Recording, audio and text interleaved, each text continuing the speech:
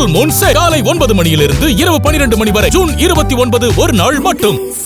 முன்னாள் முதல்வர் ஸ்டாலின் தலைமையில் நேற்று உறுப்பினர் சேர்க்கை முகாம் நடைபெற்றிருந்தது. இதில் கட்சியில் இணைந்த பலரும் ஸ்டாலின் அருகே சென்று கை கொடுத்து ஆசி பெற்றுள்ளனர். அப்போது அருகே சென்றவர்களை ஸ்டாலின் பாதுகாவலர்கள் தள்ளிவிட்டு சென்றுள்ளது நிர்வாகிகளை அதிர்ச்சியில் ஆழ்த்தியுள்ளது.